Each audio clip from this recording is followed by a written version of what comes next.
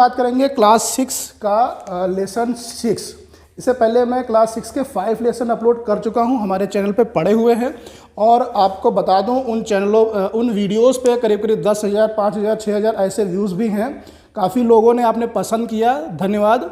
तो यहाँ पे मैं उसी कड़ी में आगे शुरू कर रहा हूँ।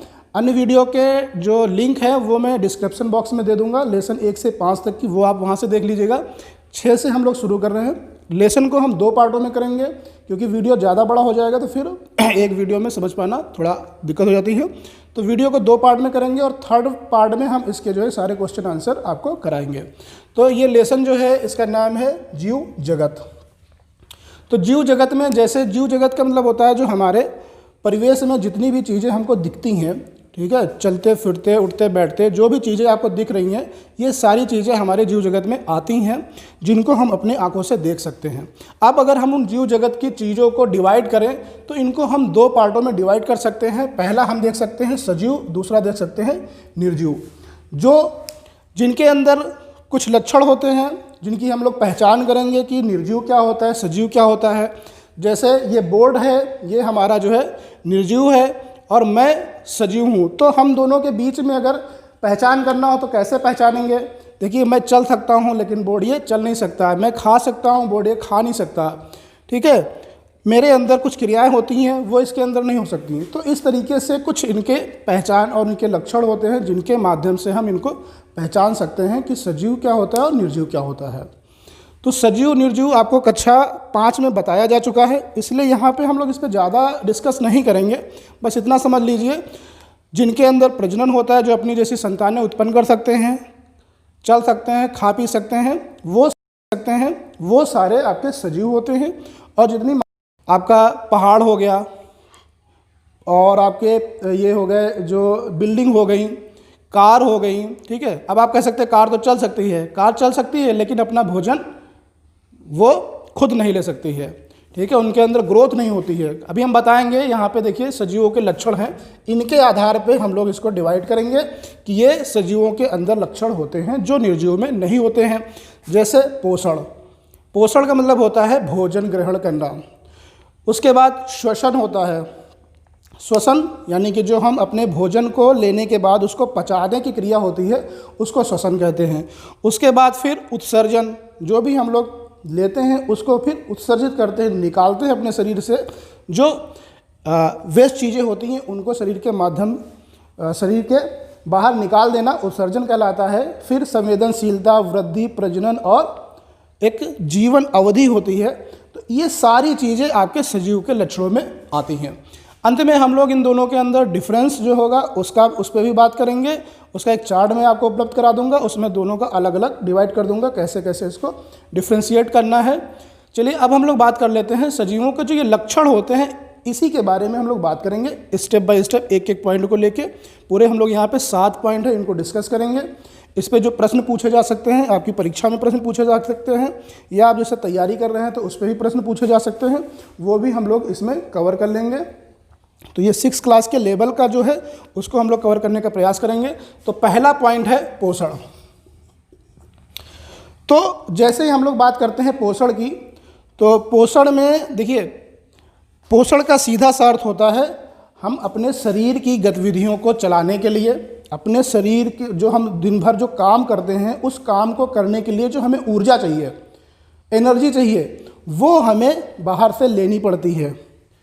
कैसे लेनी पड़ती है? जैसे हम लोग सुबह उठते हैं, नाश्ता करते हैं, फिर दोपहर में खाना खाते हैं, डिनर करते हैं रात में। तो इस तरीके से हम अपने शरीर को मेंटेन करने के लिए, ऊर्जा लेने के लिए हम लोग खाना खाते हैं, भोजन ग्रहण करते हैं। तो वो हमारा पोषण हो गया। अब हम बात करते हैं कि पोषण हमारे अंदर, तो चलिए हमने खाना खा लिया, तो हम किस तरह के पोषण करने वाले की कैटेगरी में आएंगे, और जो पेड़ पौधे होते हैं वो किस कैटेगरी में आएंगे। तो उस पर मैं आपसे बताना चाहूँगा। पोषण जो होते हैं, पोषण के आधार पर 4 चीज़ें, यहाँ पे 4, इसको हम लोग 4 पार्ट में डिवाइड कर सकते हैं पोषण के आधार पे। देखिए, ये आपसे एग्जाम में पूछा जाएगा कि पहला है जैसे स्वपोषी। तो स्वपोषी में वो कैटेगरी होती है जिसमें भोजन खुद बना लेते हैं। वो ऐसे जीव या जंतु जो अपना भोजन खुद बना लेते हैं। अब आप सोचिए स्वपोषी कौन हो सकता है।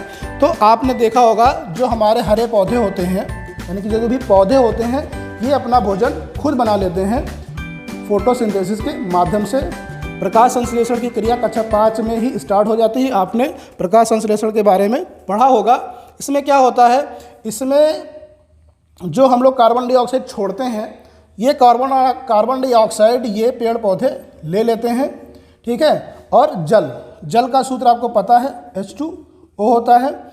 और हमारे जो पेड़ पौधे होते हैं उनकी जो हरी पत्तियां होती हैं, उनके अंदर एक पर्णहरिम होता है जिसको हम लोग क्लोरोफिल बोलते हैं। तो उस क्लोरोफिल की मदद से यहाँ पे ये क्लोरोफिल ले लेते हैं आपकी हरी पत्तियों से, जिसको पर्णहरिम कहते हैं। पर्णहरिम 3 प्रकार के होते हैं, आगे हम लोग इसको डिस्कस करेंगे। और प्रकाश की उपस्थिति प्रकाश संश्लेषण में बहुत ज़रूरी है। ये क्रिया प्रकाश में ही होती है। प्रकाश अगर नहीं होगा तो हरे पौधे हमारा भोजन नहीं बना पाएंगे। तो अब होता क्या है, कार्बन डाइऑक्साइड और जल हमें कहाँ से मिलता है, जल हमें मिलता है पौधों की जड़ों से। और कार्बन डाइऑक्साइड हमें कहाँ से मिलता है, जो हम लोग श्वास छोड़ते हैं। जब अभी आपको हम उत्सर्जन बताएंगे तो इसमें आपको बताएंगे कि कार्बन डाइऑक्साइड कैसे हमारे शरीर से बाहर मुक्त होती है। तो यहाँ पे कार्बन डाइऑक्साइड हमारे उत्सर्जन से निकलती है, यानी कि हम लोग कार्बन डाइऑक्साइड छोड़ते हैं और ऑक्सीजन लेते हैं। और पेड़ पौधों से हमें मिल जाती है, उनकी जड़ों से मिल जाता है पानी। और हमारे जो पौधे होते हैं उनके हरी पत्तियों से मिलता है क्लोरोफिल। और सूरज की रोशनी से हमको मिल जाता है सूर्य का प्रकाश।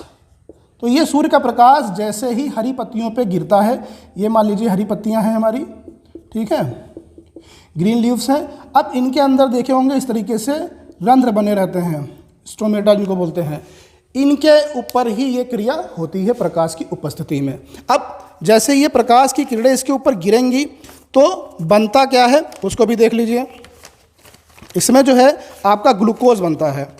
तो जो ग्लूकोज होता है वो एक तरीके से आपका जो है भोजन होता है, पौधे का भोजन होता है। और आपने देखा होगा कि पौधे का भोजन तरह तरह चीज़ों में इकट्ठा होता है। किसी में जड़ में इकट्ठा होता है, किसी में तने में इकट्ठा होता है, तो किसी के फल में इकट्ठा होता है, किसी के फूल में इकट्ठा होता है। तो ये चीज़ें हम लोग आगे डिस्कस करेंगे कि पौधे का कौन सा भाग खाया जाता है। खाया वही जाता है जहाँ पे भोजन होगा। तो पौधे के जो ये भोजन बनता है ये ग्लूकोज के रूप में पौधे के विभिन्न भागों में जाके इकट्ठा हो जाता है, जिसको हम लोग कहते हैं संग्रहित हो जाता है। तो देख लेते हैं क्या संग्रहित होता है। इसको थोड़ा सा हम आगे बढ़ा रहे हैं यहाँ पे। तो ये हमारा बन जाता है ग्लूकोज, जिसका सूत्र होता है C6H12O6। इसको आप लोग नोट कर लीजिएगा, इसको बोलेंगे ग्लूकोज। तो ये आपका जो है भोजन के रूप में पौधों में इकट्ठा हो जाता है। और जो सबसे इम्पॉर्टेंट चीज़ निकलती है वो होता है ऑक्सीजन, जिसको हम लोग O2 बोलते हैं। इसका सूत्र है, ये हमारे श्वसन क्रिया में सहायक होता है। तो आप देख सकते हैं भोजन को बनाने के लिए कार्बन डाइऑक्साइड पौधे हमसे लेते हैं और अपनी ऑक्सीजन ये हम लोगों को ऑक्सीजन देते हैं, जिससे हम लोग अपना उत्सर्जन करते हैं, जिससे हम लोग जीवित रहते हैं। इसीलिए कहा जाता है पेड़ पौधे मनुष्य के एक दूसरे के ऊपर दोनों मतलब कि निर्भर हैं। हम पेड़ पौधों पे निर्भर हैं और पेड़ पौधे हम लोगों के ऊपर निर्भर हैं। तो इस पूरी प्रक्रिया को हम लोग कहते हैं प्रकाश संश्लेषण।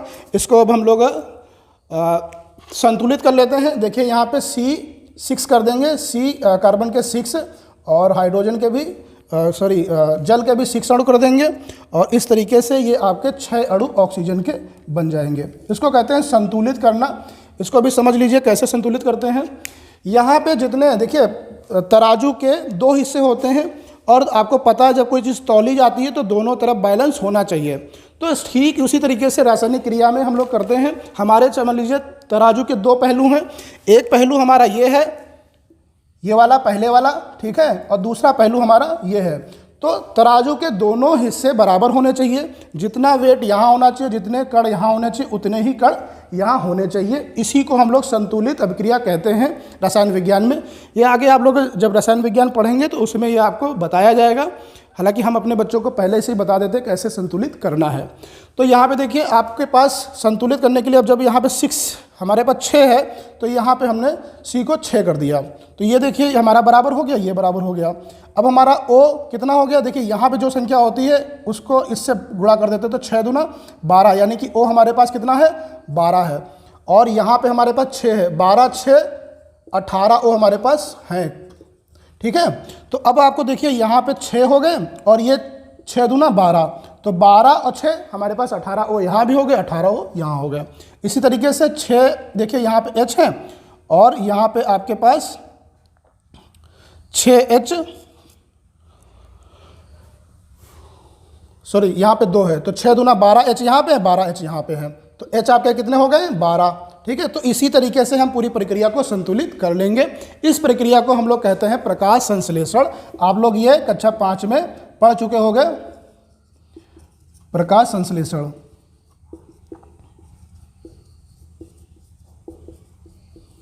तो ये प्रक्रिया जो प्रकाश संश्लेषण की होती है वो हमारे पेड़ पौधे में होती है, जो हमारे स्वपोषी कैटेगरी में आते हैं।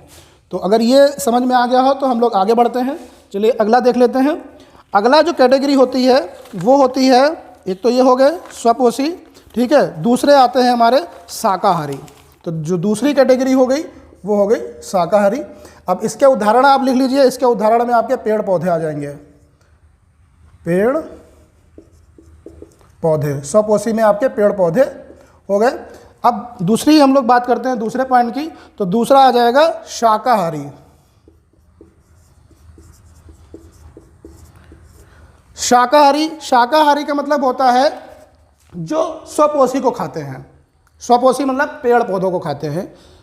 इनको खाने वाले जो जीव जंतु हैं वो हमारे शाकाहारी में आएंगे। शाकाहारी में केवल वो जंतु जीव आएंगे जो केवल हरे पेड़ पौधों को खाते हैं, उनकी पत्तियों को खाते हैं, उनके ऊपर जीवित रहते हैं। तो ऐसे हमारे कौन कौन से हैं तो आप देख सकते हैं, जैसे इसमें हमारी बकरी आ जाएगी, हिरण आ जाएगा। ठीक है, तो इसके उदाहरण लिख लीजिए, बकरी हो गई, हिरण हो गया।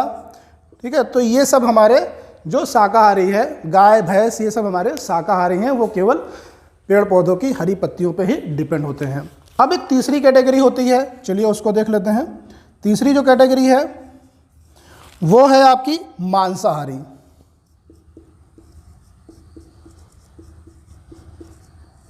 अब मांसाहारी में वो जीव जंतु आते हैं जो केवल मांस खाते हैं, वो शाकाहारी नहीं होते, वो पेड़ पौधे की पत्तियां नहीं खा सकते हैं, उनका भोजन ही मांस होता है, इसीलिए इसको हम लोग मांसाहारी कहते हैं। तो ऐसे कौन से जीव हैं आप पता कर सकते हैं, अपने अगल बगल में लोगों से पूछ सकते हैं कि ऐसे कौन कौन से जीव जंतु हैं जो केवल जो है मांस खाते हैं। तो आपने देखा होगा शेर है, चीता है, ये सब क्या है, ये केवल जो है मांस खाते हैं। बिल्ली है, बिल्ली भी आपका मांस खाती है। तो आप इसमें उदाहरण में लिख सकते हैं शेर, चीता, बिल्ली। आप कभी अगर चिड़ियाघर जाएं तो वहाँ पे देखें शेर को जो है आप थोड़ी सी घास डाल के देखिएगा, नहीं खाएगा। जब तक इसको मांस नहीं दोगे, कुछ खाने वाला जब तक मांसाहारी नहीं दोगे तब तक ये नहीं खाएगा, उसके बाड़े में मांस जाता है वहाँ पे। तो ये हो गए हमारे मांसाहारी। अब अगली जो कैटेगरी आती है वो आती है सर्वाहारी, यानी कि 4 कैटेगरी हो गई। अगली कैटेगरी है सर्वाहारी। जैसे कि नाम से ही विदित हो रहा है, सर्व का मतलब सभी चीज़ें, आहार, जो अपना आहार बना ले, सभी चीज़ों को जो अपना आहार बना ले उसको हम लोग कहते हैं सर्वाहारी।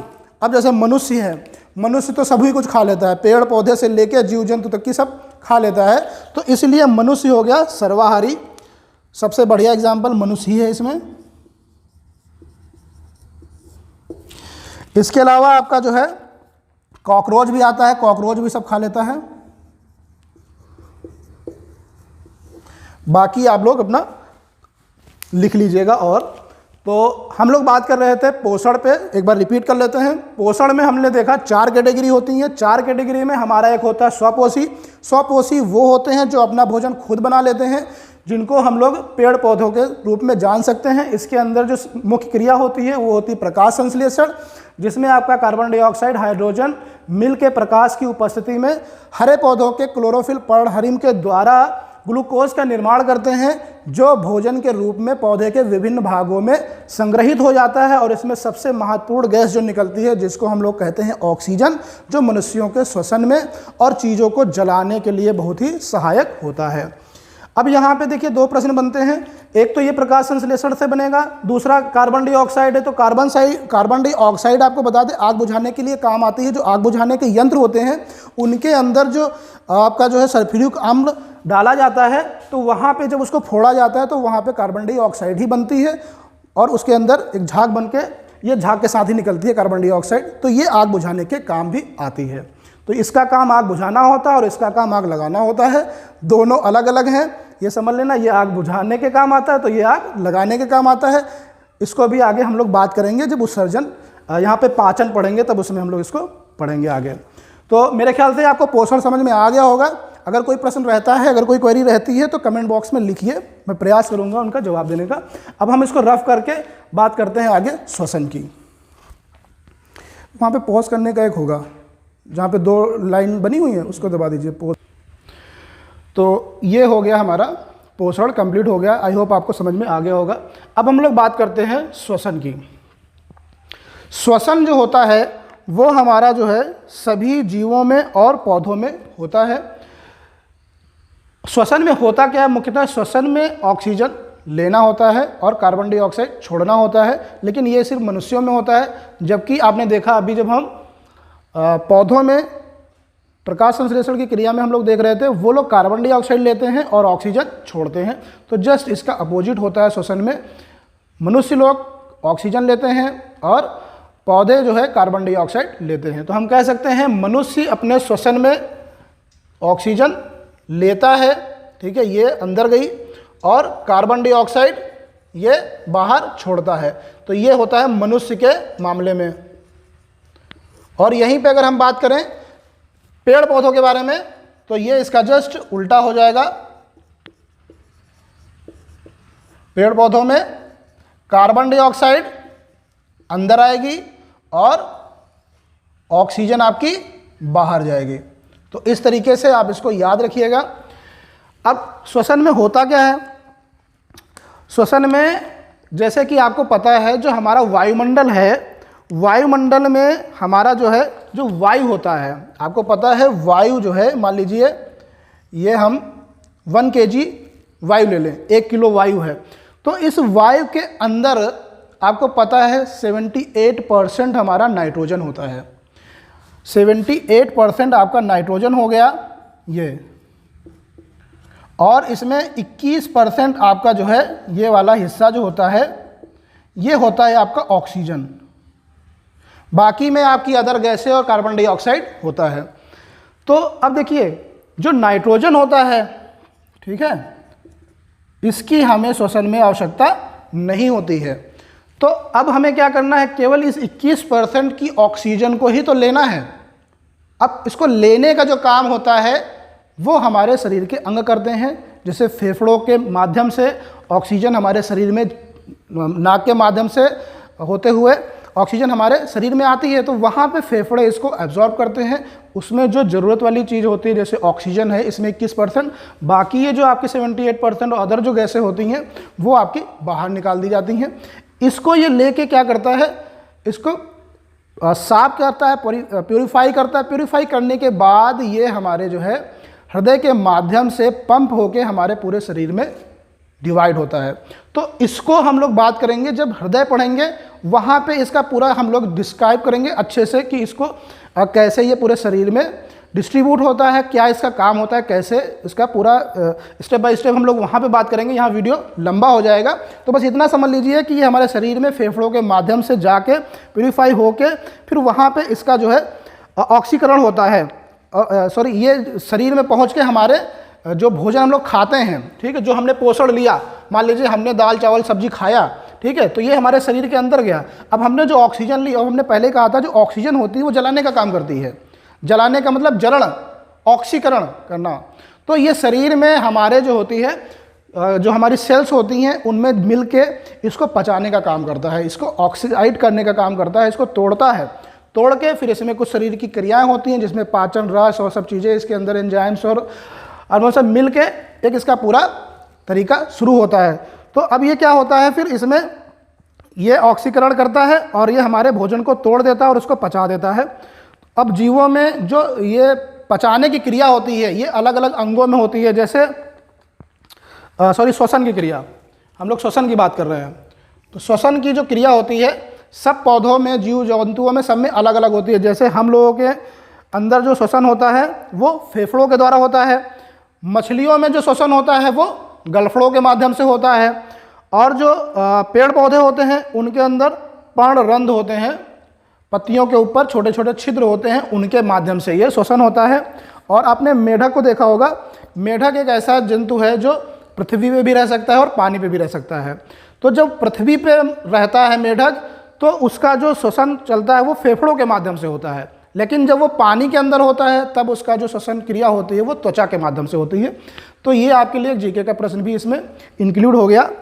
तो इस तरीके से हम लोग यहाँ पे श्वसन को डिस्कस किए। अब हम लोग बात करेंगे उत्सर्जन की। श्वसन हो गया, अब आता है उत्सर्जन। उत्सर्जन में क्या होता है, उत्सर्जन में जो हमारे शरीर के अंदर जो भी हमने भोजन किया, भोजन करने के बाद जो इसमें पचा, जो शरीर को लेने लायक था वो रोक लेता है, अन्य चीज़ें उसको बाहर कर दिया जाता है। पानी जैसे आप दिन भर में 1 लीटर पी लेते हैं तो आपने अनुभव किया होगा करीब उतना या उससे कम पानी आप बाहर निकाल भी देते हैं उत्सर्जन के माध्यम से।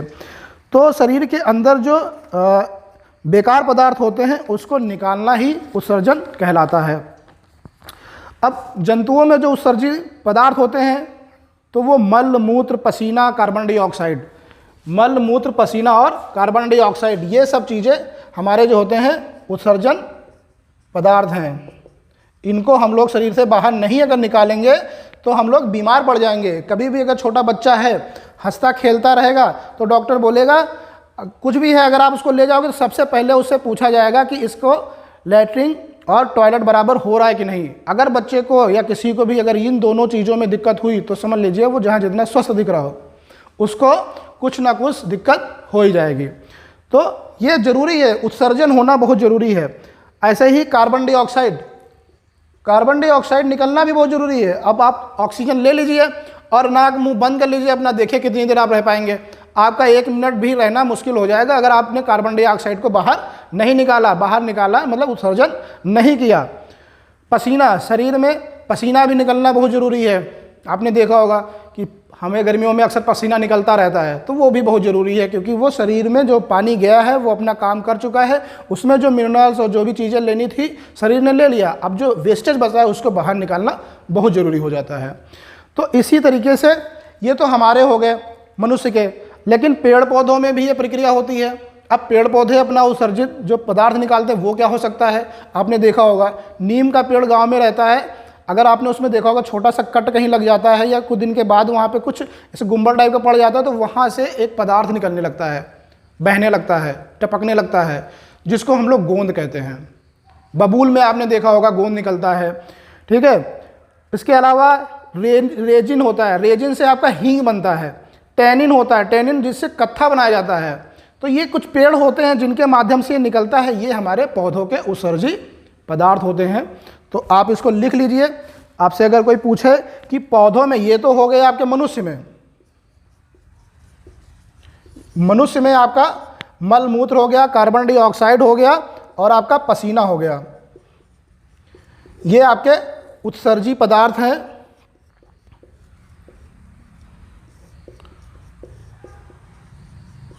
जो मनुष्यों में निकलते हैं। अब अगर हम पेड़ पौधों की बात करें तो पेड़ पौधों में आपके जो है गोंद निकलता है, ठीक है। रबर निकलता है, रबर भी पेड़ पौधों से ही निकलता है। और रेजिन जिससे हम लोग हींग बनाते हैं, ये रेजिन से। और तीसरा है टैनिन जिससे कत्था बनता है। तो ये आपके पेड़ पौधों के उत्सर्जी पदार्थ हैं, आपको मालूम होना चाहिए। तो अब हम लोगों ने 3 पॉइंट यहाँ पे क्लियर कर लिए, पोषण कर लिया, श्वसन कर लिया और उत्सर्जन कर लिया। अब इसके बाद हम लोग बात करेंगे संवेदनशीलता पे। सर स्टॉप करिएगा। तो अगला पॉइंट हम लोग डिस्कस करेंगे संवेदनशीलता पे। तो संवेदनशीलता का मतलब होता है जैसे हम चल रहे हैं और अचानक से मान लो कोई गर्म चीज़ हमको छू जाए, या मान लीजिए अचानक से कोई ठंडी चीज़ हमको छू जाए, तो तुरंत ही हमको एहसास हो जाता है कि ये गर्म है, ये ठंडा है। ठीक है, तो होता क्या है, जब किसी चीज़ के प्रति आपकी जो क्रिया होती है, ठीक है, वो आपकी तुरंत हो जाए तो आपको तुरंत ही मालूम हो जाता है। जैसे आपने इमली देखी, तो इमली देखने के साथ ही आपके मुंह में पानी आ गया। तो इमली क्या था, ये एक उद्दीपक था, और उसके बाद मुंह में पानी आना ये एक उसकी अनुक्रिया हो गई। यानी कि उद्दीपक के प्रति जो आपकी अनुक्रिया होती है, जो एक्शन होता है, स्टिमुलस के अगेंस्ट जो आपका एक्शन होता है, उसी को हम लोग संवेदनशीलता कहते हैं। और संवेदनशीलता इंसान के अंदर, जंतुओं के अंदर, सभी के अंदर होती है। जैसे आपने देखा होगा आपके घर में डॉगी है, अगर कुत्ता है, उसको अगर आप प्यार करते हो तो जब भी आप जाते हो, जैसे ही आपको देखता है तो वो बड़ा खुश हो जाता है, पूंछ हिला के तुरंत आपके पास आ जाएगा। और वही मोहल्ले में दूसरा कुत्ता है जिसको आप डंडे से लेके पीट देते हो, भगा देते हो, तो वो जब तुमको देखा तो देख के भाग जाएगा। तो दोनों के प्रति देखिए आपकी अलग अलग उद्दीपनशीलता है, अलग अलग अनुक्रिया है उनकी दोनों की। तो ये है संवेदनशीलता। संवेदनशीलता में एक उद्दीपक होता है जिसके प्रति हम लोग अनुक्रिया व्यक्त करते हैं, इसी को हम लोग संवेदनशीलता कहते हैं। जैसे पटाखा जैसे हम फोड़ते हैं तो अगल बगल के सारे पक्षी डर के मारे भाग जाते हैं, क्यों? उनको एहसास हो गया कि यहाँ पे कुछ गड़बड़ है, तो इसलिए वो तुरंत वहाँ से उड़ जाते हैं। इसके अलावा जैसे हम कोई गर्म वस्तु छू लेते हैं, ठंडी वस्तु छू लेते हैं, तुरंत ही हमारा हाथ पीछे हट जाता है। स्वादिष्ट पकवान देख लेते हैं, मुंह में पानी आ जाएगा। इमली देख लें, मुंह में पानी आ जाएगा। अब आप सोच रहे होंगे ये केवल हम ही लोगों में होता है, इंसानों में? ऐसा नहीं है, ये पेड़ पौधों में भी होता है। आपने देखा होगा एक पेड़ होता है जिसको हम लोग बोलते हैं छुई मुई, छुई मुई, जिसको आप लोग लज्जावती के नाम से भी जानते हैं, लाजवंती के नाम से जानते हैं, सॉरी लाजवंती, अभी हम यहाँ पे लिख देंगे, देख लीजिएगा।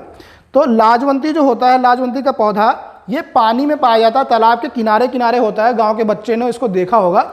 इमली की पत्ती की तरह इसके बहुत छोटे छोटे पत्ते पत्ते जो होते हैं साइड में, इस तरीके से होता है। हम बना देते हैं, ये इस तरीके से पौधा होता है इसका, और इसमें ऐसे बहुत बारीक बारीक जो है पत्तियां होती हैं, इससे बहुत बारीक बारीक होती हैं,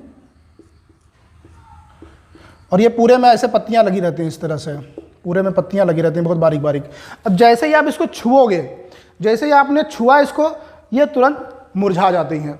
तो इसके अंदर भी आपने देखा छूने पे ये मुरझा जाता है। अब जैसे रात रानी का पौधा होता है तो वो रात में ही खिलता है, जब चांदनी रात होती है उसके बाद वो खिलता है। चांदनी रात को उसका उद्दीपक हो गया, और उसके प्रतिक्रिया क्या हो गई? पौधों का खिलना।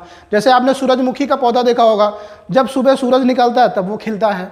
तो आप कह सकते हैं ये पेड़ पौधों में भी संवेदनशीलता होती है, वो किसी एक उद्दीपक के प्रति अपनी अनुक्रिया व्यक्त करते हैं। तो आई होप आप संवेदनशीलता समझ गए होंगे। अब हम लोग बात करेंगे, अगला पॉइंट है वृद्धि का।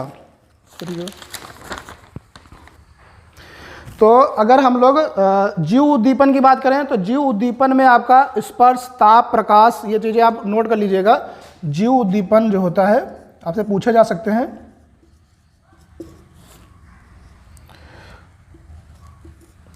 तो इसमें आपका स्पर्श आएगा, जिससे आपको कुछ अनुभव होता है। स्पर्श, ताप, प्रकाश, जिस पे आपकी अनुक्रिया या प्रतिक्रिया होती है। ध्वनि, विद्युत। संवेदनशीलता जीवों का एक प्राकृतिक एक गुण है, इसके बिना हम नहीं कह सकते कोई जीव जंतु पूर्ण माना जाएगा, तो आप कह सकते हैं। और इसके अलावा ये तो जीव में हो गया, ऐसे ही आपका जो है स्वाद, सुनना, देखना, गंध, ये सारे जो है उद्दीपक ये भी आपके आते हैं। स्वाद, सुनना, देखना, गंध, और तो ये चीज़ें आपके जो है ये आपका जीव जंतु दोनों में बात करते हैं, ये उद्दीपक आपके रहते हैं। तो इसके बाद हम लोग बात करते हैं वृद्धि की। अंडे तो से चूजा निकलता है, यानी कि जो बच्चा निकलता है वो धीरे धीरे बड़ा होकर वयस्क हो जाता है। इसी प्रकार बीज अंकुरित होकर नन्हा पौधा बनते हैं, जो वृद्धि करके विशाल वृक्ष का रूप ले लेते हैं। प्रत्येक जीव आकार प्रकार में समय के साथ बढ़ता रहता है। यह क्रिया ही वृद्धि कहलाती है। पेड़ पौधों में वृद्धि जीवन पर्यंत होती है, जबकि जंतुओं में वृद्धि एक निश्चित आयु में जाकर खत्म हो जाती है, यानी कि रुक जाती है। तो आप इस तरीके से यहाँ पे देख सकते हैं ये जंतुओं में और वनस्पतियों में वृद्धि। कर लेते हैं प्रजनन में क्या होता है, हम अपनी जैसी संतानें उत्पन्न करते हैं, जो क्षमता होती है उत्पन्न करने की उसी को हम लोग प्रजनन कहते हैं। जैसे देखा होगा मनुष्य के घर में मनुष्य ही पैदा होता है, कुत्ते के घर कुत्ता पैदा होता है, फसल के में हमने कोई अगर गेहूँ बोया है तो उसमें गेहूँ ही उत्पन्न होता है, धान बोया तो धान ही उत्पन्न होता है। तो ये जो प्रक्रिया है, ये क्षमता है, इसी को हम लोग प्रजनन कहते हैं। कुछ प्रजनन जो है अंडों के द्वारा होते हैं, कुछ बच्चों के द्वारा होते हैं। आगे इसके बारे में विस्तार से पढ़ा जाएगा, यहाँ पे आपको केवल अभी इससे परिचित होना है। इसके बाद फिर जीवन अवधि, आपने देखा होगा जीवन अवधि का चार्ट मैं यहाँ पे शो कर दूंगा, आप देख लीजिएगा। जैसे मनुष्य का जो औसत जीवन होता है वो 60 से 70 साल का होता है। कछुए का जो होता है वो आपका 150 से 300 साल होता है, ठीक है। ऐसे ही बिल्ली का होता है, कुत्ते का होता है, सभी जंतुओं का एक अपना जीवन काल होता है। और अंत में इस वीडियो में हम लोग सजीव और निर्जीव के बीच अंतर को डिस्क्राइब करेंगे। तो अंतर में आपको एक चार्ट के रूप में दे रहा हूं, इसको आप देख लीजिएगा और इसको आप अच्छे से समझने का प्रयास करिएगा, इससे आपका प्रश्न पूछा जाएगा। तो यहाँ पे कुछ अंतर दिए हुए हैं, इनको देख लेते हैं हम लोग सजीव और निर्जीव के बीच में। पहला है, इसमें पोषण की क्रिया होती है सजीव में, जबकि निर्जीव में पोषण की क्रिया नहीं होती है। सजीव ये श्वसन करते हैं, निर्जीव ये श्वसन नहीं करते हैं। सजीव में इनमें वृद्धि होती है, जबकि निर्जीवों में वृद्धि नहीं होती है। इसमें उत्सर्जन की क्रिया होती है, इसमें उत्सर्जन की क्रिया निर्जीवों में नहीं होती है। और पांचवा, ये उद्दीपनों के प्रति संवेदनशील होते हैं, जबकि निर्जीव उद्दीपनों के प्रति संवेदनशील नहीं होते हैं। सजीवों में छठा पॉइंट है, इसमें प्रजनन क्रिया होती है, तो निर्जीवों में छठा पॉइंट है, इसमें प्रजनन नहीं होता है। तो यहाँ पे सजीव और निर्जीव के बीच में 6 अंतर दिए हुए हैं, जिनके माध्यम से आप इनको दोनों के बीच में अंतर कर सकते हैं। ये आपकी परीक्षा में पूछा जाएगा, इसको आप लोग अच्छे से ध्यान से नोट कर लीजिए, पढ़ लीजिए। तो टोटल वीडियो हमारा ये पहला पार्ट कंप्लीट हो गया है। दूसरे पार्ट में जो इसका सेकंड हिस्सा है वो मैं कंप्लीट करूंगा कल। तो वीडियो आप देखिएगा, पसंद आए तो प्लीज़ को लाइक करें, शेयर करें। हमारे चैनल पे पहली बार आए तो चैनल को सब्सक्राइब करना बिल्कुल ना भूलें। Thank you for watching this video.